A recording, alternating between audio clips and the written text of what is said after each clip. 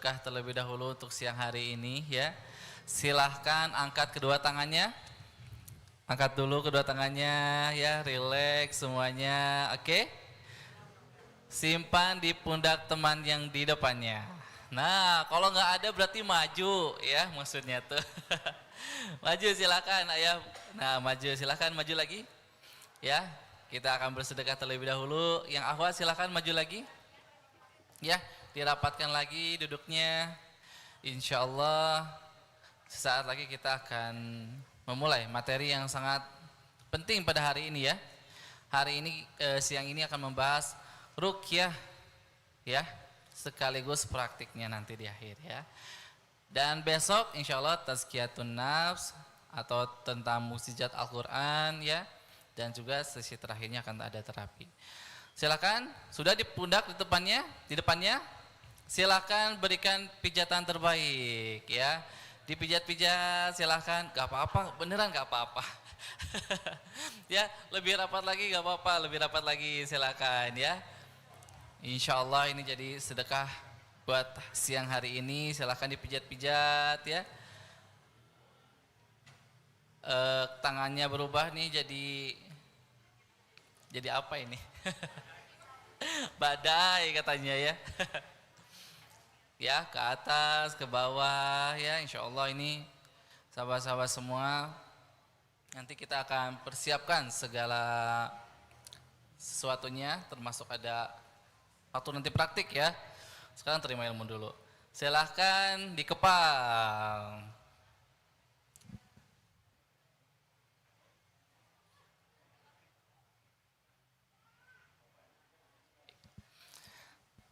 Udah? Sekarang dia lulus ya. Alhamdulillah ya. Udah gitu apa? Ucapkan terima kasih. Silakan ucapkan terima kasih ke belakang ya. Bagaimana istirahatnya cukup? Ya, ini jam-jam rawan ini pasti mata agak-agak berat gitu ya. Apalagi yang udah makan ya pasti ngantuk, sediain air minumnya ya, alat tulisnya sediakan. Insya Allah nanti ketika ada praktik untuk segala teknisnya udah kami siapkan insya Allah ya. Oke, tanpa memperpanjang waktu lagi, insya Allah kita akan melanjutkan materi kedua pada siang hari ini bersama Ustadz Nuruddin Al-Indonesi. Kepada Ustadz kami persilahkan.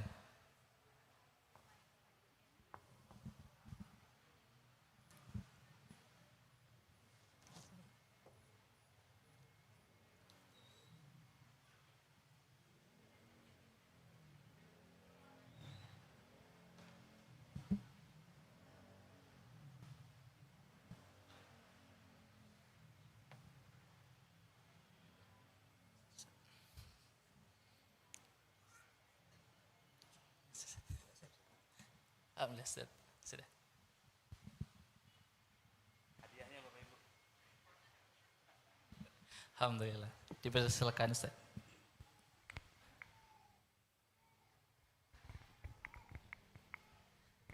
Cek, bismillah. Dugi tabu sabaraha? Cek. Sampai jam 2.30 Ustaz. 2.30. Ya, jam 14.30 insya Allah nanti ada sesi tanya lagi sampai jam 15.00 gitu. Baik. Siap. Bismillah, alhamdulillah, assalatu wassalamu ala rasulillah wa ala alihi wa ashabihi wa mawalah. Amma ba'du, assalamualaikum warahmatullahi wabarakatuh. Alhamdulillah, alhamdulillah alladzi bini'matihi tatimmu salihah. Alhamdulillah alladzi anzala sakinah fi qulubil mu'minin liyazdadu imanan ma'a imanihim walillahi junudu samawati wal ard wa kana Allahu aliman hakima. Allahumma salli wa sallim wa barik ala nabiyyina Muhammadin wa ala alihi wa ashabihi wa man tabi'ahum bi ihsanin ila yaumiddin. Alhamdulillah Bapak dan Ibu sekalian, apa kabar siang ini? Baik kan? Sudah baik, sudah kenyang, sudah sehat ya, Masya Allah. Kita masuk di materi kedua ya Bapak sekalian. Kalau tadi pagi kita membahas penyakit psikis penyakit mental, penyakit iman, penyakit yang ditimbulkan oleh setan di dalam jiwa kita, dalam mental kita, dan menimbulkan penyakit di fisik atau psikosomatik, dan dilanjut kepada penyakit degeneratif dan genetik. Ya, kita sekarang akan mulai spill, ya, kita akan mulai buka penimbul penyakitnya itu sendiri atau dari setan. Kenapa setan ini menyakiti manusia? Ya. Kenapa setan ini kemudian dendam kepada manusia, jahat kepada manusia, dan kemudian menciptakan manusia-manusia yang jahat. Ya. Dan sejarah ini hadirin tercatat dan abadi di dalam Al-Quran. Kisah syaitan yang pertama di jagat raya ini. Jadi bukan setan di bumi ya, tetapi di jagat raya ini. Allah Subhanahu wa taala memiliki makhluk-makhluk yang banyak. Allah Subhanahu wa taala adalah zat yang maha menciptakan, sang kholik. Dia memiliki makhluk yang diciptakan. Makhluk pertama yang Allah Subhanahu wa taala ciptakan adalah, berbeda pendapat dalam pandangan ulama, apakah arasnya, singgasananya, ataupun al-qalam dan lauhul mahfuznya. Ya, tapi tidak masalah ya, berbeda pendapat tidak masalah, beda dalil, beda sumber.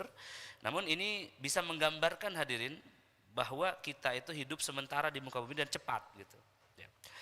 Ya. Allah Subhanahu wa taala menciptakan arasnya, lalu menciptakan al-qalam.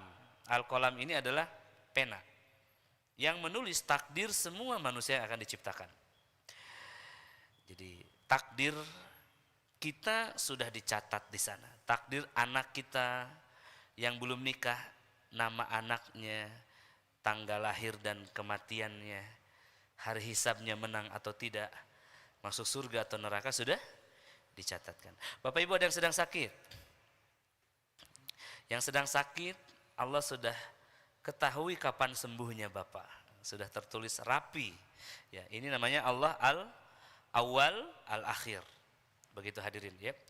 Nah, setelah seluruh takdir ditulis, maka pena diangkat. Ya, pena telah diangkat dan tinta telah mengering, tidak ada perubahan pada takdir. Kecuali doa, kata Nabi. Ad-doa silahul muslim. Doa itu adalah senjata orang beriman, dia bisa merubah takdir. Gitu hadirin yang dimuliakan ya. Setelah itu Allah Subhanahu wa taala ciptakan langit dan bumi sebagai tempat ya bagi manusia, bagi jin, bagi makhluk-makhluknya. Allah menciptakan jin dan malaikat lebih dulu daripada manusia. Setelah berlalu ribuan tahun, maka Allah Subhanahu wa taala mengabarkan di langit akan diciptakannya makhluk yang baru. Yaitu apa? Kita, ya, manusia. Manusia adalah makhluk kelima yang diciptakan sebelum nanti kiamat dan masuk ke negeri yang abadi ya. Jadi kita ini makhluk yang terakhir hadirin. Ya, barakallahu fikum. Lauhul Mahfuz adalah kitab induk yang menyimpan semua detail penciptaan. Ibaratnya kalau masjid ini, Lauhul Mahfuz itu adalah blueprintnya, cetak birunya, gitu. Dan hadirin yang berbahagia, ya, bumi yang Allah ciptakan itu sangatlah besar, ya, sangat-sangat besar. Ya. Dan selain bumi ada makhluk yang lebih besar, yaitu apa? Langit. Ya, ada langit ke-1, ke-2, ke-3, ke-4, ke-5, ke-6, ke-7. Dan setelah langit ada Lauhil Mahfuz, ada lautan, ada aras, barulah Allah Al-A'la yang maha tinggi. Ya, jadi planet yang kita singgahi di bumi ini adalah bukan tujuan kita. Kita di sini singgah, lalu kemudian kita akan meninggalkannya. Ya, kita tidak selamanya di bumi, dan bumi ini adalah tempat ujian, tempat manusia diuji. Ya, kata ulama, selain bumi, manusia diuji juga dengan jarak antara bumi ke singgasana Allah tadi. Ya. Jarak yang jauh yang terhalang 7 lapis langit. Lalu kemudian ada nafsu yang menyukai bumi ini. Ada tadi apa namanya? Perasaan yang menyukai bumi ini. Ya. Ada yang suka emas, ya. Sekilo suka, semua suka. Nah, apa yang menyukai emas? Nafsu kita. Ya, laki-laki suka wanita, suka kuda, dan seterusnya. Ya, itu ujiannya. Ada 7 lapis langit, ada nafsu, ada dunia itu sendiri, dan ada syaitan. Ya, syaitan. Nah, dari mana setan ini bermula? Ya, nah, jadi ketika Allah Subhanahu wa taala telah menciptakan langit dan bumi, menciptakan jin, lalu jin meninggali bumi, di antara mereka ada yang di langit, Allah mengabarkan akan diciptakannya makhluk baru. Ayatnya begini. A'udzu billahi minasy syaithanir rajim. Wa idz qala rabbuka lil malaikati inni ja'ilun fil ardi khalifah. Aku, kata Allah, akan menciptakan makhluk baru di bumi sebagai pemimpin. Khalifah, makhluk baru sebagai pemimpin. Nah, di situ kemudian malaikat bertanya, qalu ataj'alu fiha man yufsidu fiha wa yasfikud dima wa nahnu nusabbih. Ya. Kata malaikat, kenapa engkau ciptakan makhluk baru yang nanti akan menimbulkan pertempuran, peperangan, pertumpahan darah. Ya, kenapa malaikat mengatakan itu? Karena malaikat melihat jin telah melakukan itu, berebut kekuasaan, berebut wanita, berebut harta. Jin itu memiliki nafsu, manusia pun memiliki nafsu. Maka itulah malaikat mengatakan, ini sama nih. Manusia dan jin ini sama-sama memiliki nafsu, ada potensi mereka rebutan. Maka dia mengatakan, kenapa engkau ciptakan makhluk baru yang akan menimbulkan pertengkaran, kerusakan? Maka Allah Ta'ala menjawab, qala inni a'lamu ma la ta'lamun. Aku mengetahui apa yang kalian tidak ketahui. Nah, hadirin, malaikat sampai sini sudah selesai. Sami'na wa ata'na. Jin yang mendengar tidak selesai sampai di situ. Ada makhluk jin bernama Ajajil yang tinggal di langit ke-7. Dia memiliki posisi yang bagus bersama para malaikat. Dia mengatakan, ya, di dalam hatinya, kenapa makhluk baru itu yang menjadi ketua? Kenapa tidak aku yang sudah senior, sudah lama menyembah Allah? Ya, maka Allah Ta'ala mengetahui pengingkaran yang ada di dalam dadanya makhluk ini. Dan Allah kemudian memerintahkan penghuni langit ke-7 untuk bersujud. Nah, ini adalah kelembutan Allah Ta'ala, langsung tidak menuduh, kenapa Ajajil kamu tidak sujud begitu. Tidak, Allah kemudian menyuruh seluruhnya bersujud. Wa idz qulna lil malaikati isjudu li adama fasajadu illa iblis aba wastakbar. Di situ dikatakan bahwa malaikat seluruhnya bersujud kecuali iblis. Ini adalah pengingkaran pertama. Ini adalah setan pertama. Ini adalah kesombongan pertama. Apa yang dihasilkan? Tidak mau sujud. Dan karena iblis ini menolak, maka Allah Subhanahu wa taala memastikan di ayat yang lain, hadirin. Allah Ta'ala berfirman, qala ma mana'aka ala tasjuda iz amartuk. Apa yang menghalang kamu untuk sujud? Apa yang menghalang kamu untuk sujud? Apa susahnya gitu? Qala ana khairum minhu. Apa kata iblis? Aku sesungguhnya lebih baik. Ya, engkau ciptakan aku dari api, sedangkan dia dari tanah. Seperti kalimat sepele, hadirin. Tetapi sebenarnya sujud itu mudah apa gampang? Mudah apa susah? Sujud itu mudah apa susah? Kalau mudah, niscaya masjid-masjid bakal penuh. Kenyataannya sujud itu susah. Nah, makhluk ini sudah hidup ribuan tahun di langit, sujud ribuan tahun, satu kali tidak sujud dia diusir. Bagaimana logikanya kita yang sering tidak sujud ingin ke sana? Kemana itu? ke surga. Bagaimana logikanya kita yang jarang sujud berharap-harap bisa ke surga, sementara makhluk yang sudah di surga pernah satu kali tidak sujud diusir. Logika kita ya, subhanallah hadirin. Tapi faktanya nanti ada sahabat yang tidak pernah sujud namun masuk surga. Jadi ketika ada seruan jihad di Madinah, Nabi menyuruh jihad, sahabat ini belum masuk Islam. Dia sedang di kebunnya memakan kurmanya, sedang ranum-ranumnya.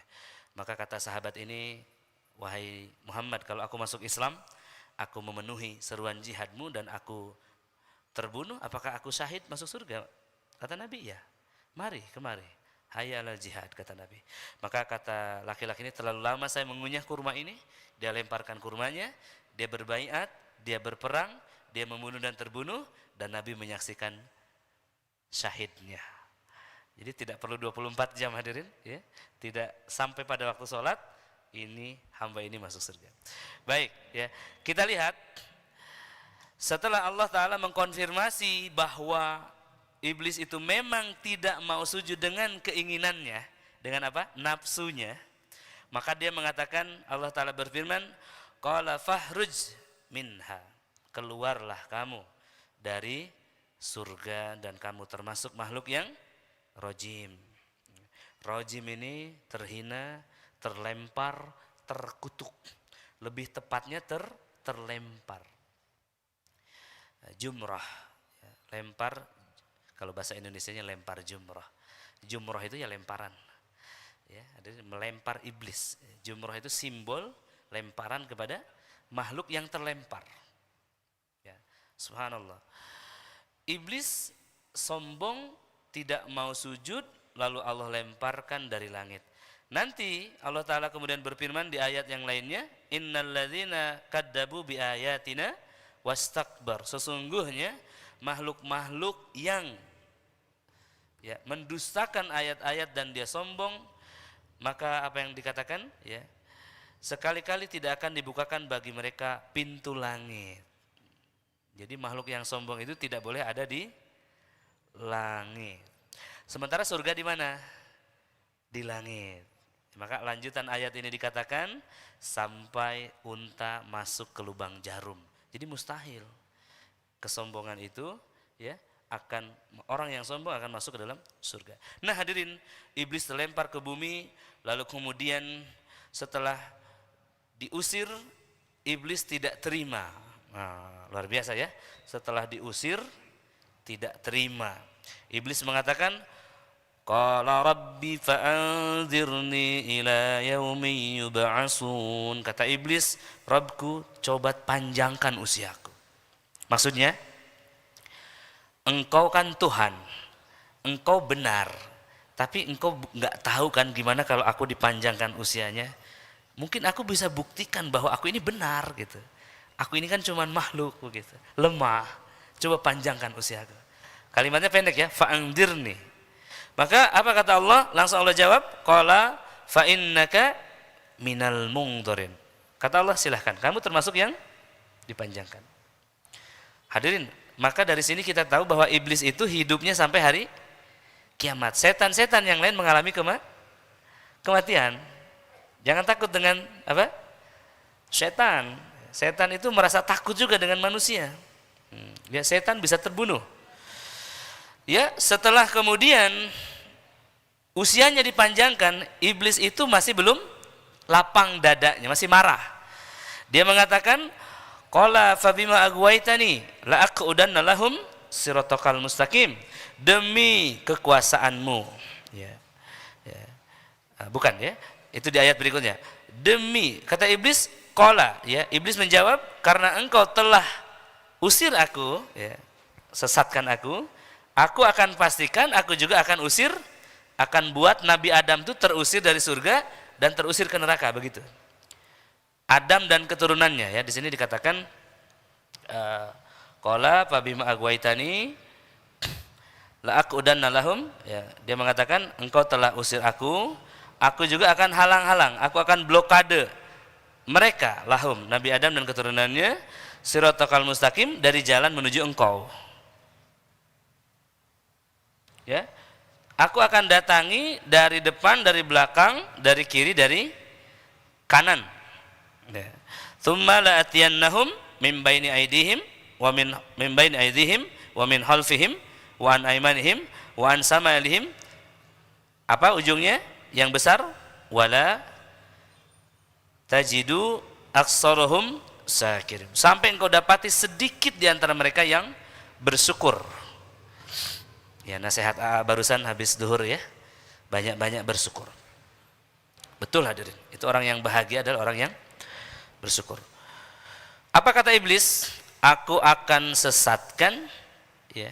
Aku akan halang-halang dari kembali manusia itu ke surga, dari depan, dari belakang, dari kiri, dari kanan, dan engkau Tuhan akan dapati hanya sedikit yang bahagia manusia itu. Sisanya akan kecewa, sisanya akan menyesal, sisanya akan kufur, sedikit saja yang bersyukur. Subhanallah. Jadi kalau di masjid ini ada berapa? Udah makin banyak nih ya. Ada 100 orang misalkan. Yang bisa bahagia itu berapa kira-kira? Menurut rasio iblis ini. Dari 100 berapa Pak? Sedikit itu. 10? Sisanya kemana? Sisanya ada Ustaz duduk ngangguk-ngangguk tapi ngantuk. Sisanya duduk khusyuk tapi pikirannya di luar. Ada yang mencoba duduk memahami tapi tidak paham-paham. Ada yang paham tapi tidak bisa dibawa pulang. Ada yang paham tapi tidak punya taufik untuk mengamalkan. Ada yang mengamalkan tidak istiqomah. Ada yang istiqomah dipatahkan, begitu ya. Jadi ibaratnya Pak, dari 100 orang ini ya 10 lah yang sembuh, begitu. Subhanallah. Ya, ini pernyataan iblis yang dibenarkan Allah. Ya, sedikit yang nanti kembali ke surga. Subhanallah. Semoga kita termasuk yang sedikit ya.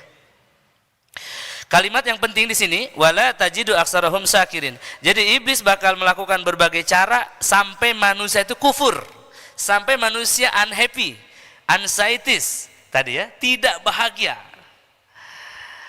Selesai sampai situ? Tidak. Iblis mengacungkan jarinya, dia mengatakan qala, yang terakhir ini, fabi izzatika, demi kekuasaan engkau, kata iblis, ya. La ughwiyannahum ajmain. Aku akan sesatkan semuanya, bukan 10, bukan 90%.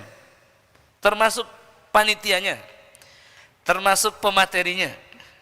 Semuanya illa ibadaka minhumul mukhlasin, kecuali mereka yang beribadah kepada Allah dengan ikhlas. Ini ancaman yang dibenarkan Allah hadirin. Sehingga Nabi SAW membuat doa sebagai antinya. Sebentar lagi kita akan buka ya. Nah, iblis kemudian terlempar dia ke dunia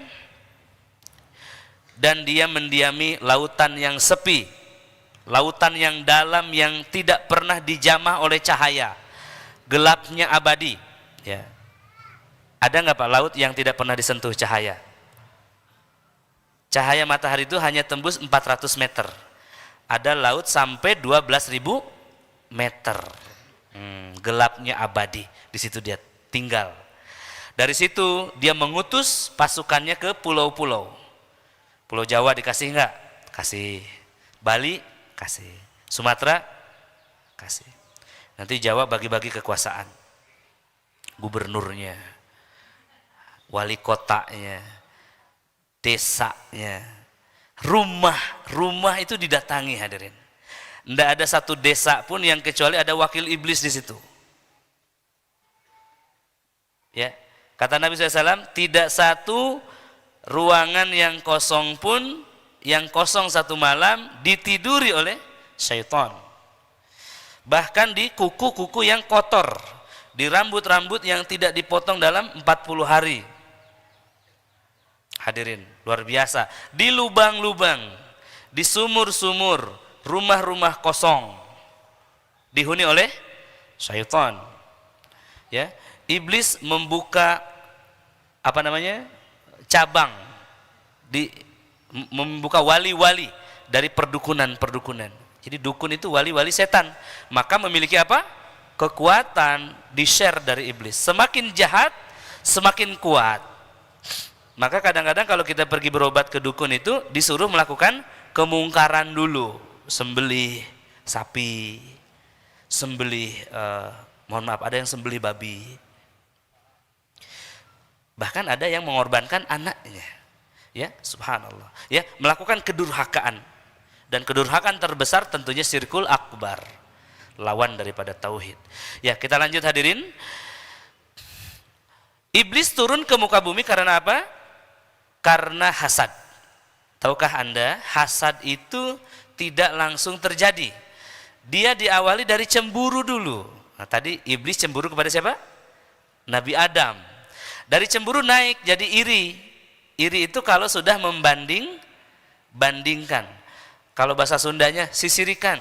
Tapi bukan syirik ya, sisirikan. Ya, udah iri, udah ada pembandingnya. Maka dari iri mulai naik ke dengki, keinginan untuk merusak nikmat yang dimiliki oleh orang yang dicemburuinya. Maka puncaknya adalah hasad. Wa min syarrin naffasati fil uqad wa min syarri hasidin idza hasad. Ini Allah minta, Allah ngajarin kita makhluknya berlindung daripada orang-orang hasad. Orang hasad itu akan menimbulkan mata yang disebut dengan ain. Pernah dengar nggak? Ada penyakit namanya al-ain. Nah, ini adalah lemparan panah-panah beracun berupa sihir dari orang yang dengki kepada kita. Namanya ain.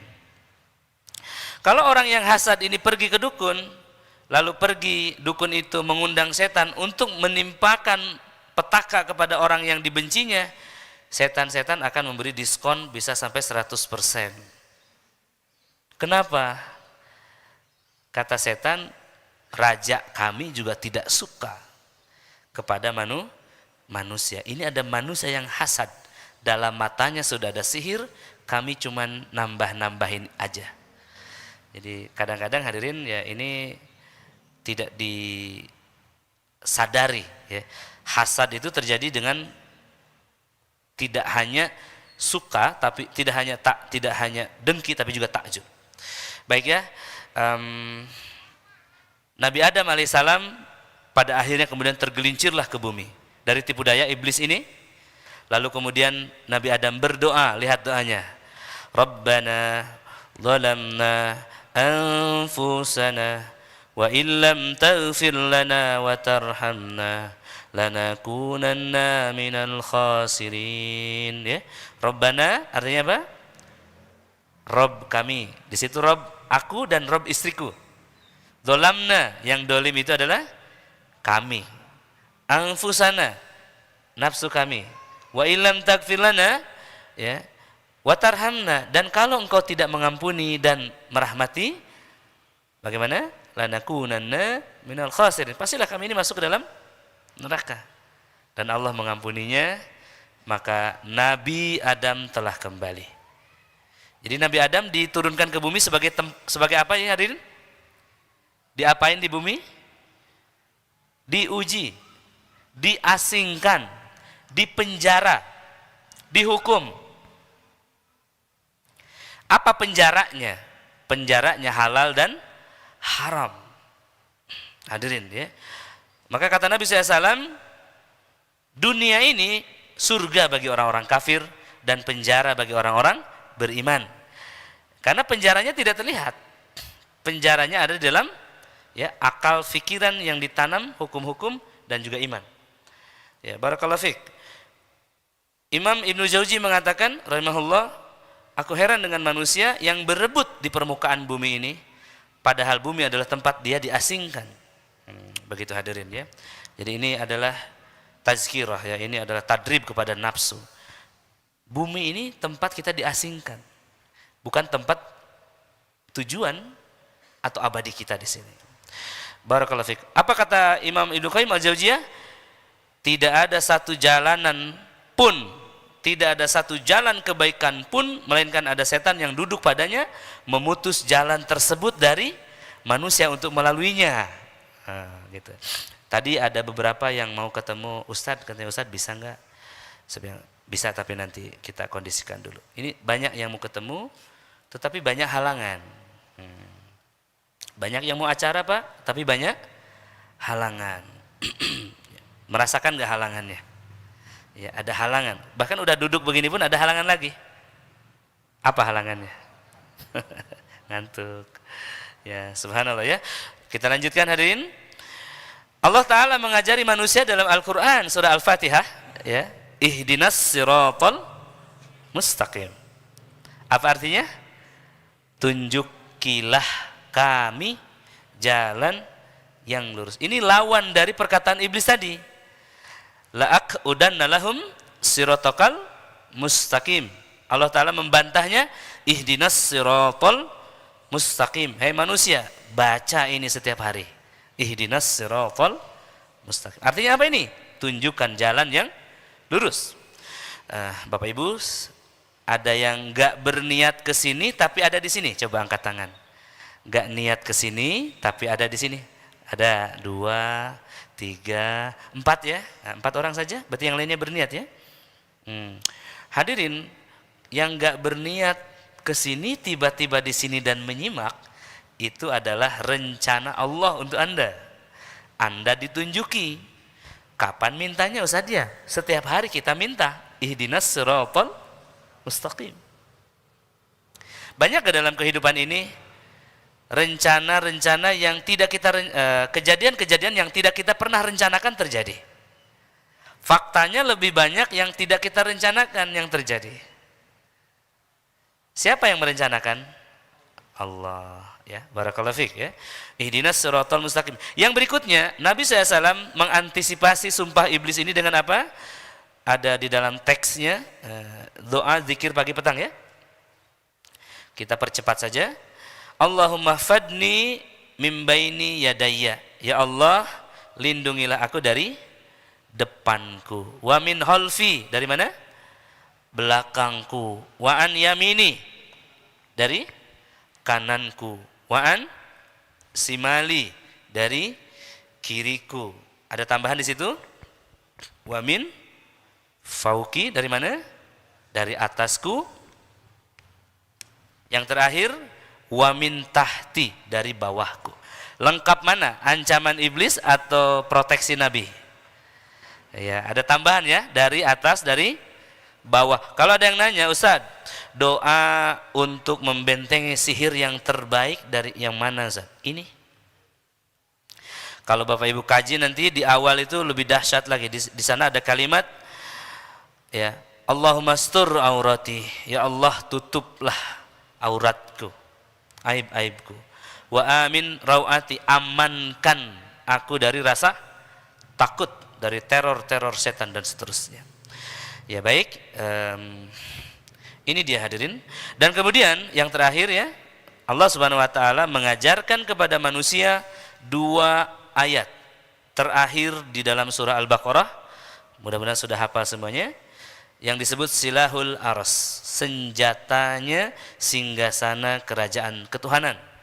Ya, jadi kalau raja-raja itu, raja-raja Jawa itu kan suka ada senjatanya kan? Ya kan? Keris ya. Nah, kalau nanti putra mahkota di baiat jadi apa? Jadi raja, diberikan senjatanya. Nah, Allah Ta'ala ketika mewarisi kenabian kepada Nabi Muhammad SAW, diwarisi 2 ayat ini. Langsung di langit ke-7. Bersamaan dengan perintah sholat, itulah yang disebut silahul aras. Ini bunyinya.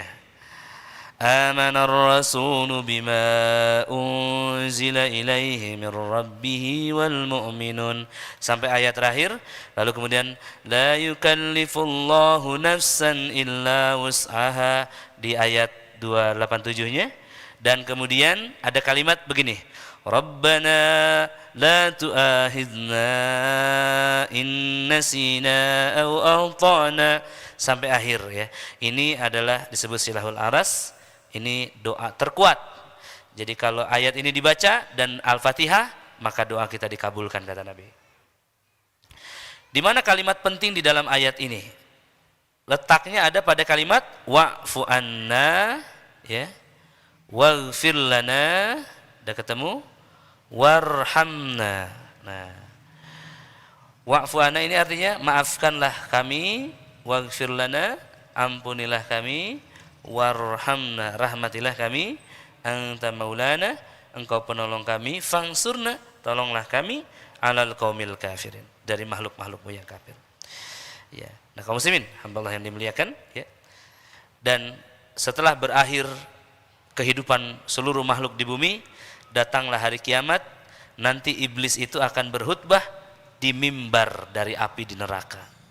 Iblis akan mengatakan, wahai para pengikutku sekalian, sesungguhnya Allah telah menjanjikan sesuatu dahulu dan Allah telah buktikan di hari hisab kemarin, ya, yang bertakwa diberikan pahala, yang berdosa dimasukkan neraka.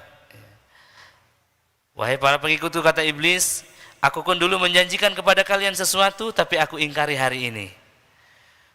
Ya, dan kemudian kata iblis, sesungguhnya aku tidak punya kekuasaan kepada kalian, tapi kalian mengikuti apa yang aku bisikan. Jadi kata iblis, sesungguhnya aku tuh nggak memaksa kamu loh untuk melakukan dosa, tapi kalian yang terpengaruh. Ya, maka jangan siksa aku, jangan salahkan aku, salahkanlah diri kalian masing-masing.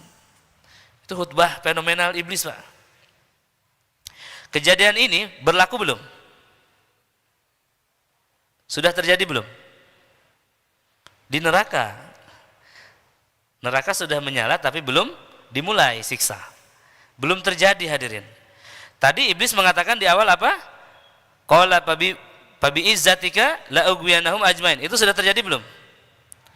Sudah, itu dahulu di hadapan Allah, ini nanti di hadapan para pengikutnya. Jadi Allah itu menceritakan perkataan iblis yang sudah dikatakan dan nanti yang akan dia katakan. Dua-duanya terjadi. Itulah sejarah singkat siapa? Iblis. Jadi apa bedanya, Pak? Iblis dan jin dan setan, apa bedanya? Iblis satu makhluk, ya. Jin banyak, ada yang beriman, ada yang tidak. Syaitan adalah sifat dari jin yang mungkar, manusia yang mungkar, juga binatang-binatang yang mungkar. Di manakah tempatnya? Nah, ada yang tahu belum di mana tempat rumah-rumah jin itu di mana? Ya, rumah setan jin itu di tempat yang tidak dihuni manusia, ya. Kemudian di rumah-rumah kosong, di kuburan, di pasar ada, Bu, ya. Hari ini jadi mall, ya. Maka kata Nabi, jangan jadi orang yang pertama kali masuk pasar dan keluar terakhir. Karena di pasar setan menancapkan benderanya. Ada nggak yang mallnya belum buka sudah pada duduk nungguin? Nah, jangan. Atau mallnya udah pada tutup, ya kan, kita terakhir. Jangan, kata Nabi. Maksudnya jangan doyan di mall lama-lama, gitu. Ya, di situ banyak setan. Ya, di kuku, di hidung, di area khusus yang tidak dipotong, di dalam kolbu, dan juga di area-area hutan, gunung, lembah. Hadirin, ya. Tapi kalau manusia masuk ke satu area dan mengucapkan salam, maka tempat itu sudah dikuasai oleh manusia. Ya, makanya kalau masuk rumah, kata Nabi, ketok dulu, baru baca bismillah dan salam. Ini saya setan tidak bisa ikut kepada kita. Nah, kalau kita tidak mengetuk pintu dan tiba-tiba masuk saja, tidak salam, tidak bismillah, maka kata setan, mari masuk, kita dapat tempat tinggal dan makan malam. Nah, gitu ya, hadirin, ya. Habis ruqyah nih, ada yang ikut nggak kira-kira? Ada yang ikut? Nah, jangan takut, ya. Bagaimana caranya? Ketok-ketok, bismillah, assalamualaikum. Meskipun nggak ada orang, maka itu adalah benteng, batas. Ya. Yang masuk kamar mandi, bagaimana? Doanya bagaimana? Ya, a'udzubika minal hubusi wal khaba'is, ya. Berdoa dari pandangan setan laki-laki dan perempuan. Sudah aman. Memang di kamar mandi ada setan di tempat kotornya. Jangan diruqyah kamar mandinya. Ya. Ya. Baik, hadirin. Selanjutnya, bagaimana cara kemudian berlepas diri Ustaz dari setan-setan yang mungkin ada dari leluhur kita. Ya, bagaimana caranya? Ya, caranya sebagaimana Allah sampaikan dalam Quran surah Al-Mumtahanah ayat 4. Inna bura'a'u minkum wa mimma ta'buduna min dunillah. Ya, kafarna bikum wa bada bainana wa bainakum wa bainakumul adawatu wal baghdha'u abadan hatta tu'minu billahi wahdah. Hanya kalimat sederhana ya, 2 kalimat, tapi kalau dibacakan sama orang yang ada gangguan jin nasab, maka dia akan batuk, akan berkeringat, akan berdebar-debar, bahkan penyakitnya terasa lebih kuat atau nyetrum. Mau cobain nggak? Ya, nanti aja ya. Nah, hadirin, ini adalah cara berlepas diri dari mereka. Ya, sebelum masuk ke berlepas diri, kita harus tahu kenapa makhluk ini bisa datang dan mengganggu manusia. Yang pertama sudah tahu tadi jawabannya, karena dia dendam kepada manusia, ingin menjerumuskan manusia. Yang berikutnya, ada manusia memang yang mengundang setan itu sendiri, ya, nggak ada benteng di rumahnya, nggak ada bacaan Quran, nggak ada sholat, ya, nggak ada ayat kursi, ya. Banyak rumah-rumah, banyak kamar-kamar yang kosong. Nah, ibu-ibu, ada kamar yang kosong nggak? Rumah ibu 5 kamar, ibu tidur, anak ibu 2, sisa berapa? Nah, masih sisa ya? Gimana Ustaz supaya tidak dihuni setan? Ya, direlakan, itu sudah di kos sama setan. Ya, bisa pelihara anak yatim. Ya, kalau rumah kosong bisa jadikan rumah tahfidz. Kalau nggak dipakai, memang jadi rumah setan. Reclaimingnya tadi dengan mengetuk basmalah, baca ayat kursi di situ. Apakah harus selalu dibacakan ayat kursi di kamar itu? Tidak.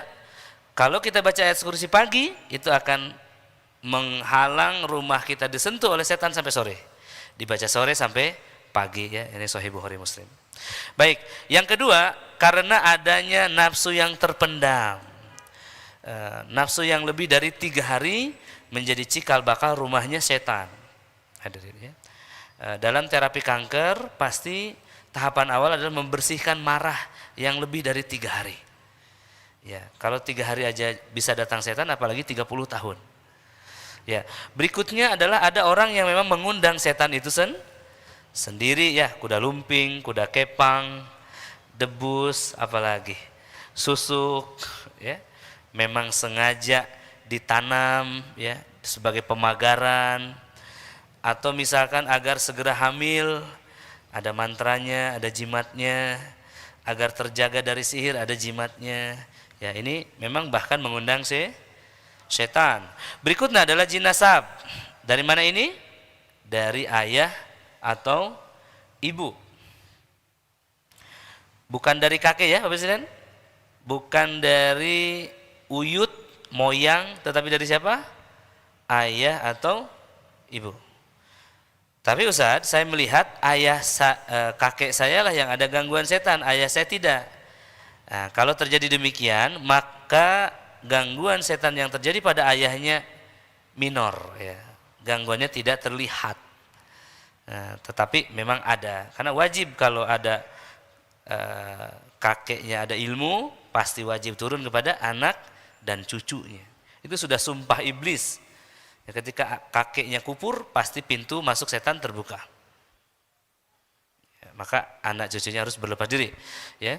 Berikutnya, kalau sulit untuk meyakini, ada ciri-ciri yang saya sebutkan di sini. Ya, ada 70 ciri hadirin. Kalau seseorang di tubuhnya sudah ada setan, apa saja nih? Nah, ya, emosi yang tidak terkontrol, luar biasa. Biasanya cirinya sampai memecahkan sesuatu, membanting, menendang, merusak, ya. Bahkan memukulkan tangannya ke tembok, ke pintu. Ya. Kalau dalam keadaan sehat akalnya, tidak mungkin mukul tembok, karena yang sakit adalah dirinya. Ya. Tapi kalau sudah dikuasai nafsu dan setan, itu dilakukan. Hadirin ya, tidak fokus, ragu, penakut ya. Ada gangguan pada ibadah. Saat sholat, tidak bisa ruku sujud misalkan, tidak bisa melakukan gerakan sholat, tapi lari bisa ya, nyetir bisa. Ada blokade. Kemudian sering menguap saat baca Quran, saat sholat juga menguap. Menguapnya di waktu-waktu khusus, saat bertasyahud misalkan. Saat mengucapkan kata Maliki Yaumiddin, ya, iyyaka na'budu, nah di situ nguap biasanya. Suka memperhatikan enggak nguapnya? Ya, kalau sekali-kali tidak masalah Pak ya. Tapi kalau setiap sholat nguap, setiap khusyuk nguap, setiap ngaji nguap, itu indikator. Indikator kuat. Ngantuk atau tertidur saat baca Quran ya. Ada halusinasi, ada delusi, ada bipolar. Ya tadi ya telah dijelaskan, sering melihat penampakan. Jadi kalau ada tamu datang ke rumah, dia bilang tuh di sudut rumahnya ada. Nah yang gangguan sebenarnya tamu itu, ya, yang dia melihat ada penampakan.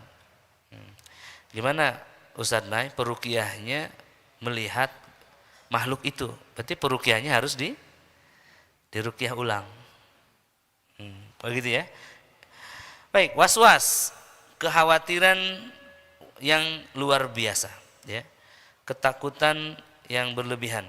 Indigo, indigo ini bahasa nasionalnya, bahasa sempitnya ya gangguan setan atau korban jin nasab, hadirin ya, harus diterapi juga. Termasuk penyakit-penyakit pada fobia, psikopat, ya, traumatik, schizofren dan seterusnya. Berikutnya ada blokade di dalam pernikahan, ya. Sulit melangsungkan pernikahan, susah jodoh lah bahasanya. Belum menikah di atas 30 tahun, hadirin. Atau terus nikah cerai. Ini tidak 100% gangguan setannya, bisa jadi gangguan pada jiwanya, gangguan pada emosinya. Kemudian juga berikutnya ada penyakit pada jantung, kanker, leukemia, kanker otak, kanker rahim dan seluruh jenis kanker ya. Kemudian autoimun, stroke, saraf, asma, paru, sesak napas, ya, dan penyakit-penyakit banyak lainnya, pendarahan, menstruasi, menopause, impotensi, ejakulasi, ya. Ini bisa dibaca aja hadirin. Gangguan misterius, gangguan-gangguan yang aneh di rumah. Ada penyakit genetik dan degeneratif, ya. Baik. Sulit sakaratul maut. Baik hadirin ya. Kemudian apa dikatakan berikutnya adalah gangguan pada malam hari.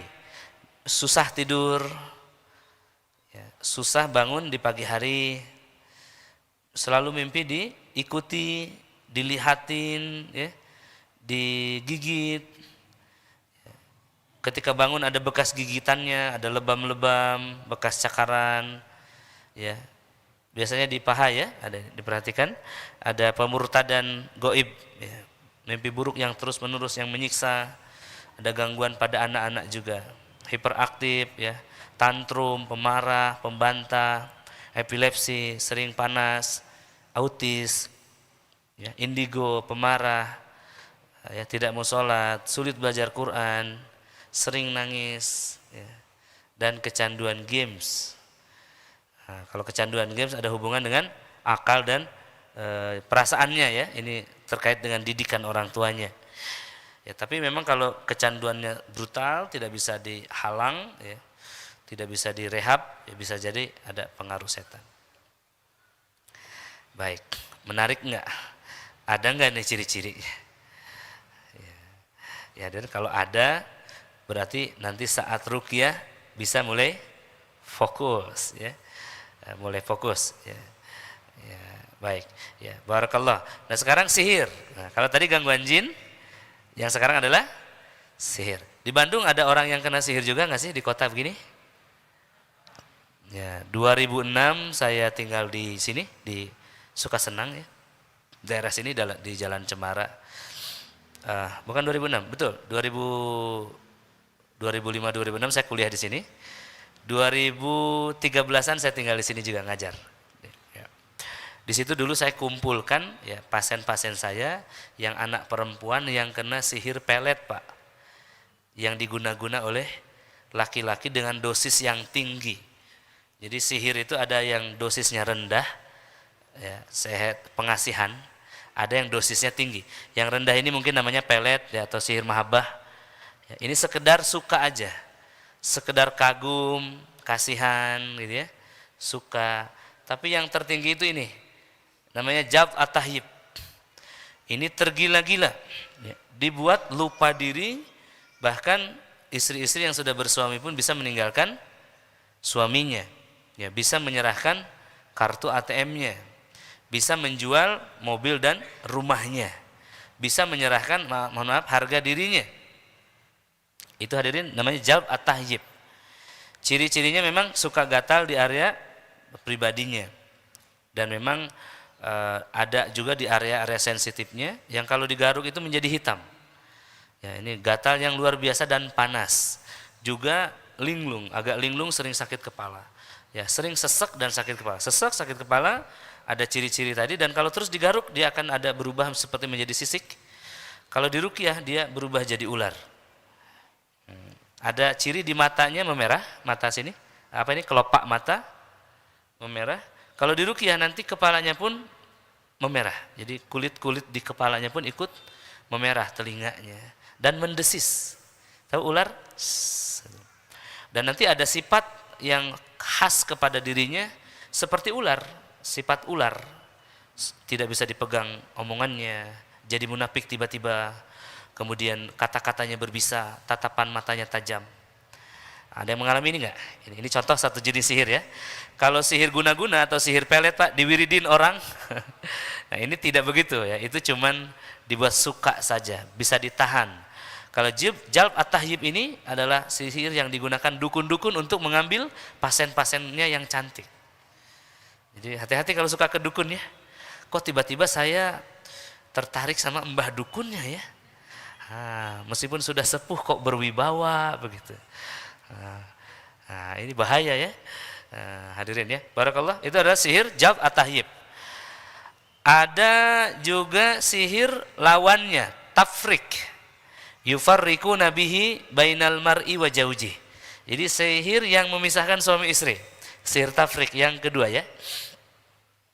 Ini terjadi pada wanita. Laki-laki mungkin 2-3% saja. Wanita banyak korbannya. Jadi tiba-tiba istri kita minta cerai, teu aya gugur, teu aya angin. Teu hujan, teu gimana? Enggak ada gugur, enggak ada angin, tiba-tiba minta cerai. Tiba-tiba berubah 100%. Mohon maaf, tidak bisa didekati, tidak bisa disentuh. Tiba-tiba dia menjadi risih kepada kita, ya. Dan setiap ada masalah kecil pasti ujungnya minta cerai. Kan kalau normalnya kan cerai itu dalam keadaan yang luar biasa ya. Ini keadaan sedikit minta cerai. Misalkan urusan mematikan lampu, urusan menyimpan ballpoint misalkan, ya. Jadi tiba-tiba ada pertengkaran yang menimbulkan kesalahan. Yufarriqun ya. Nah, berikutnya ketika dibacakan ayat ini, wattaba'u ma tatlus syayatinu ala mulki Sulaiman, itu kayak nyantok langsung langsung reaksi. Itu ya. Baik, sihir tafrik. Ada berikutnya adalah sihir kumul. Sihir kumul. Maaf, jangan sihir kumul dulu. Sihir tatil azzawas, sihir penghalang jodoh. Ada gangguan jin yang menimbulkan susah jodoh, ada yang sihir penghalang jodoh. Apa bedanya? Kalau seseorang itu jin nasab, ada gangguan jin nasab atau jin hodam yang dia undang sendiri, memang cenderung akan menghindari lawan jenisnya. Karena ada setan yang datang di alam mimpinya menyerupai orang yang dia suka. Kalau suka nonton drama Korea ya jinnya mungkin seperti pemuda Korea yang putih itu. Kalau dia mengidolakan, mohon maaf ya, seorang ustadz, karena ada tuh ibu-ibu muslimah itu kadang mengidolakan ustadznya.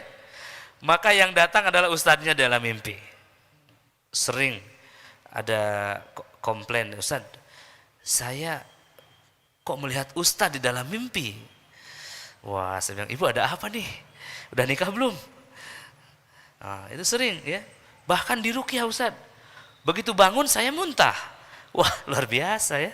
Saya udah diruqyah dalam mimpi aja kalau begitu. Ya, ini adalah setan. Tujuannya apa? Kalau pasien itu suka kepada peruqyahnya, maka ruqyahnya batal. Jadi begitu diruqyah, si pasien ini menikmati suara idolanya itu. Ini salah satu sebab kenapa pasien susah sembuh. Bisa berlaku kebalikannya enggak, ustadznya jatuh cinta kepada pasiennya? Bisa. Batal juga? Batal. Jadi dalam proses ruqyah ini harus pure ya. Harus pure, niatnya menolong karena Allah. Baru syifa itu turun, hadirin. Nah, kembali kepada setan, hadirin. Ada bahkan gangguan jin yang membuatkan seorang laki-laki itu didatangi wanita cantik yang dia lihat terakhir kali di hari itu. Jadi betul-betul diservis sama syaitan sehingga dia tidak nikah. Nah, ini namanya apa? Gangguan jin sebab ilmunya, sebab jin nasab, sebab jin hodam. Kalau sihir bukan begitu.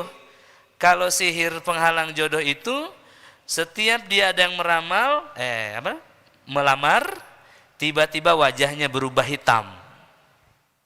Tiba-tiba nampak di hadapan laki-lakinya wanita ini tidak ada hidungnya misalkan. Ya, kalau di Kalimantan itu Pak lebih ekstrim ya. Alat pribadi laki-lakinya dihilangkan. Hilang. Luar biasa, hilang. Entah kemana hilang. Bukan testisnya Pak, tapi ya bagian utamanya hilang. Ada yang wajahnya dirubah seperti nenek-nenek. Nah, mungkin sebutnya aura maghrib gitu ya. Nah, ada yang dibuat usianya lebih tua daripada usia aslinya. Maka ibu kalau melihat temannya kok lebih tua daripada aslinya, di ruqyah itu bisa kembali muda. Bukan lebih muda Pak, kembali kepada usia aslinya. Mau istrinya lebih muda lagi Pak? Ya, bisa lebih muda 20 tahun. Ya, testimoni paling ekstrim. Lebih tua 20 tahun, nampak kayak 70 pada usianya 50. Di ruqyah kembali lagi kepada 50 ya. Bukan jadi 30 ya, bukan. Ya. Kenapa? Wajah itu mencerminkan apa? Kondisi hati ya. Ya, baik. Sihir apa? Ta'til az-zawas, penghalang jodoh. Jadi ekstrim Pak, kadang-kadang kerasukan saat akad nikah. Kadang-kadang membatalkan pernikahan 2 hari sebelum akad, hari H. Nah ini kita bisa lihat. Baik, 6 jenis sihir menyerang akal. Ada 4 jenis sihir menyerang fisik. Apa itu? Sihir pendarahan. Nah ya, yang sering pendarahan hadirin.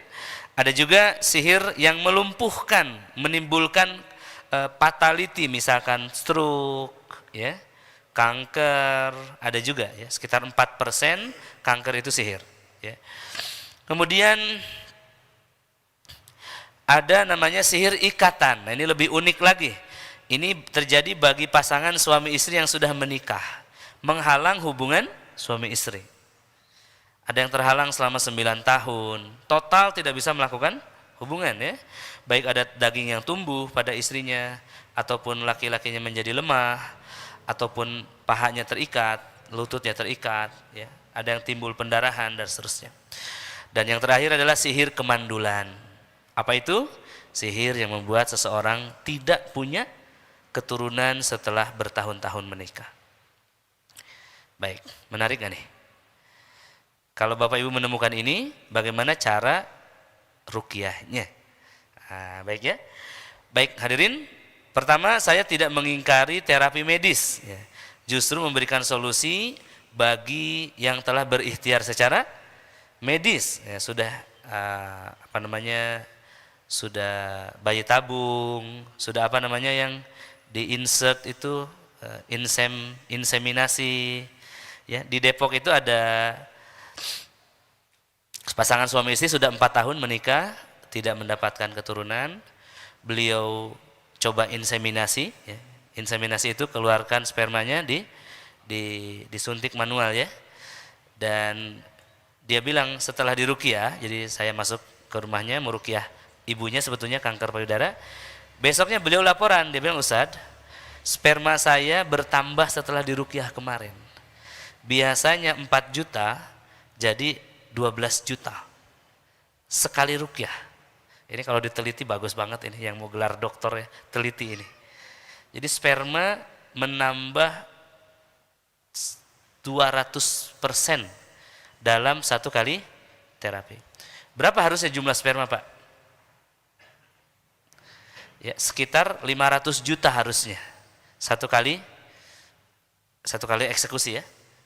Ini hanya 4 juta, kategorinya encer. Sekali ruqyah bertambah berapa? 12 juta, Masya Allah. Ya, jadi memang ini secara medis pun terdeteksi gitu ya. Baik, bagaimana cara mengatasi orang yang terkena sihir? Ya. Pertama, saya ajak Bapak Ibu sekalian belajar dari Nabi SAW ketika beliau kena sihir. Hadis Bukhari Muslim, ya. Muslimin. Rasulullah SAW adalah Nabi yang juga diuji oleh setan. Selain Nabi Muhammad siapa lagi yang diuji oleh setan? Nabi Adam tadi ya, alaihissalam. Siapa lagi? Nabi Ayub. Siapa lagi? Nabi Musa. Nabi Sulaiman ujiannya merajai jin justru. Ya, jadi raja ya. Hampir semua nabi-nabi pastinya diuji oleh setan. Nabi Ibrahim, Nabi Ismail, betul? Jadi tidak Nabi Muhammad saja yang kena sihir, hadirin. Jadi ini jangan memahami satu hadis itu secara dengan akal kita sendiri ya. Ini hadis yang sahih. Nabi SAW kena sihir. Ya. Yang menyihiri adalah seseorang dari Bani Juraik. Ya. Namanya Labid bin Al-A'sam. Dari mana Nabi mengetahui penyihirnya? Bagaimana ceritanya, hadirin? Jadi Nabi SAW ketika beliau kena sihir, ya, maka beliau itu terus berdoa, ya, terus menerus berdoa di rumah Aisyah, berdoa dan berdoa. Kenapa ini ada hal yang aneh yang menimpa beliau, begitu. Ya. Maka kemudian turunlah Jibril alaihissalam membawa asistennya memegang kepala Nabi, yang satu memegang kaki, dan kemudian Jibril alaihissalam membacakan apa? Bismillahi arqik. Mungkin pernah mendengar kalimat ini? Min kulli syai'in yu'dik. Ya. Aku ruqyah kamu dengan asma Allah. Dengan asma Allah, di atas nama Allah, arqik. Aku ruqyah kamu, kata Jibril. Min kulli syai'in yu'dik. Dari seluruh hal yang menyakiti. Wa min syarri kulli nafsin. Dari seluruh kejahatan nafsu. Ain dan pandangan mata. Hasid yang hasad, dari orang-orang iri maksudnya. Allahu yasfik, artinya apa? Allah lah yang menyembuhkan. Bismillahi arqik. Jadi setelah Jibril membacakan ini, apa yang terjadi? Ya, malaikat yang di kaki bertanya, ada apakah dengan Nabi? Maka Jibril mengatakan, Nabi terkena sihir. Ini jadi diskusi antara Jibril dengan asistennya yang terdengar Nabi. Kemudian siapa yang telah menyihirnya? Ya, maka kemudian Jibril menjawab, Labib dari Bani A'sam. Dengan apa menyihirnya? Dengan sisir dan rontokan rambut. Sisir dan rontokan rambut. Jadi sisirnya dicuri, rambutnya dicuri, diikatkan pada pelepah mayang kurma jantan. Ya hadirin, mayang kurma jantan. Jadi tukang sihir ini dikisahkan memang hebat, terkenal. Jadi dia menggunakan satu ramuan, satu buhul yang tidak mudah hancur. Rambut itu susah hancur, Pak. Sisir zaman dulu bukan sisir plastik seperti sekarang, Pak. Ada yang tahu dari apa? Tanduk. Ada yang biasanya yang sudah sepuh-sepuh tahu ya, sisir dari tanduk. Kanggo nyeritan, Pak, tulang, tanduk ini, Pak, sapi atau kerbau. Susah hancur kan? Lagi-lagi apa? Mayang kurma jantan, itu juga susah hancurnya. Jadi sihir yang mengenai Nabi ini tujuannya adalah sampai Nabi meninggal. Puluhan tahun efeknya. Dan Nabi SAW berkisah kepada Aisyah radhiyallahu anha, kemudian Nabi bangun ya, dan menuju sumur itu, Nabi melihat airnya itu berwarna kuning, kata Nabi. Jadi berubah warna airnya itu seperti kena pacar. Tahu pacar ya, orang Sunda tahu pacar. Nah, jadi kalau kita umroh, ibu-ibu itu suka nyari pewarna buat kuku itu. Nah itu Pak, air pacar itu warna kuning ke merah-merahan. Luar biasa. Nabi disihir oleh sesuatu yang kuat sehingga air sumurnya berubah, dan apa kata Nabi? Ujung dahan pohon kurmanya ya yang berada di dekatnya seakan-akan seperti kepala syaitan mengkerut. Jadi ada sihir Pak, ditanam di dalam apa? Sumur, airnya berubah, pohon-pohon sekitarnya kerdil. Ini diceritakan Nabi, sahih ya. Maknanya apa hadirin? Maknanya sihir itu punya pengaruh. Saya ada meruqyah seorang yang punya tambang emas di Kolaka ya. Ini ruqyah pertama 9 tahun lalu. Ruqyah kedua itu 9 tahun kemudian. Jadi dia dibuat lupa dengan saya, HP-nya jadi rusak, nomor saya hilang, ketemu lagi 9 tahun kemudian. Lalu saya ruqyah rumahnya dan disiram-siram ya sambil baca ayat kursi. Ada satu taman yang kering, ketika disiram itu beliau muntah. Muntahnya itu bukan muntah yang terdorong dari dalam seperti tumpah. Dan setelah muntah itu dia merasa lebih lega dan tenang, hilang was-wasnya yang selama 9 tahun menyelimuti dia. Saya bilang, "Bapak di sini ada apa ya?" Dia bilang, "Di sini Ustaz dulu tempat tinggalnya tukang pijat saya." Jadi di rumahnya itu ada tukang pijat yang dia ternyata juga punya ilmu. Nah, setelah dia berpisah ternyata dia menyihir gitu. Wallahu alam ya. Dia seorang besar lah, dia calon gubernur. Jadi sihirnya itu membuat dia tidak nyalon-nyalon selama 17 tahun. Sampai hari ini. Luar biasa. Jadi pengaruh sihir itu membuat apa? Sekitaran berubah. Kalau akuarium Bapak Ibu nanti ikannya mati. Kalau taman tanamannya mati. Jadi ruangan itu terasa panas begitu. Itu cirinya. Baik. Bagaimana bentuk buhul sihir itu? Buhul sihir itu artinya apa ya? Media sihir. Jadi sesuatu yang digunakan tukang sihir untuk menyihir, untuk komunikasi dengan setan. Nah ini dalam bentuk modernnya ya. Nah, dalam bentuk modernnya. Kalau ini dalam bentuk konvensionalnya. Tapi konstruksinya sama. Ada talinya. Nah, ini talinya. Inilah yang disebut uqad. Ya.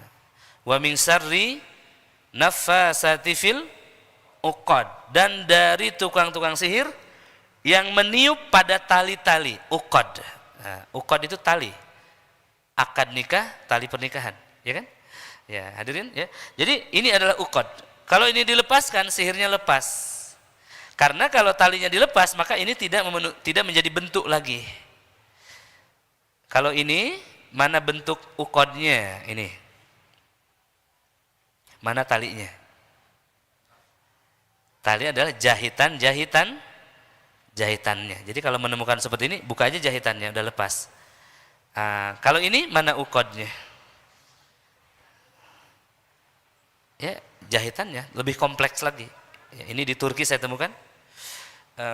Ini di Jazirah Arab. Ini mana uqadnya? Uqadnya adalah paku-paku ini. Ada, mohon maaf ya, lebih horor lagi gambarnya. Nah, ini uqadnya ini. Kalau dibuka gemboknya, terbukalah sihirnya. Ini sama. Ini tali kayak macam tahu aren, ya. Iwung, ya. Betul ya, aren ya. Injuk, ya, diikat. Jadi hasilnya bagaimana? Anak ini tidak akan tumbuh. Kalau penyakit medisnya DMD, ya, penyakit pada persendian dan otot anak. Jadi tumbuhnya tidak maksimum. Ya. Ini dalam bentuk apa? Foto yang dicetak. Ya, ini nyata hadirin. Saya memang hadapi juga ya. Ada yang 6 tahun baru terbongkar. Ya. Nah pertanyaan kemudian, bagaimana cara menemukannya? Kalau membukanya kan mudah, sah? Bagaimana cara menemukannya? Cara menemukannya, pertama kita pahami dulu bahwa buhul itu hanya akan muncul, nampak, terlihat, setelah sihirnya batal. Jadi awalan batalkan sihirnya. Bagaimana? Kalau Jibril tadi baca apa? Bismillah. Di atas nama Allah. Hamba meruqyah, arkik, begitu. Mingkuli sayyidi dan seterusnya. Tapi kalau kita mungkin tidak cukup dengan satu kalimat pendek begitu. Kita perlu bagaimana? Sesuatu yang lebih dahsyat. Al-Falaq, An-Nas, Al-Baqarah, Ali Imran. Ya. Setelah pengaruh sihirnya lepas, bagaimana cirinya? Orangnya bereaksi. Bereaksi, bergetar, pingsan, muntah. Itu batal sihirnya. Lalu kemudian kita akan temukan di sekitaran ya buhul-buhulnya. Baik, letak buhul ada yang rahasia. Ya, rahasia dalam artian di rumah tukang sihirnya, ada yang di larung ke laut, ada juga yang di sekitaran rumah. Tapi biasanya memang di sekitaran pelataran rumah. Ya, makanya kita juga bisa menemukan dengan cara meruqyah rumahnya. Baik, kadang juga dalam bentuk hewan-hewan, hadirin. Ada binatang-binatang yang mensupport tukang sihir. Makhluk apa itu? Makhluk-makhluk yang durhaka kepada Allah. Makhluk-makhluk fasik ya. Kalau ada tikus di rumah, kalajengking, elang, gagak, anjing, tiba-tiba ya, tanpa diketahui, ya, kita harus curigai. Ini adalah makhluk fasik, bisa jadi dikirim tukang sihir.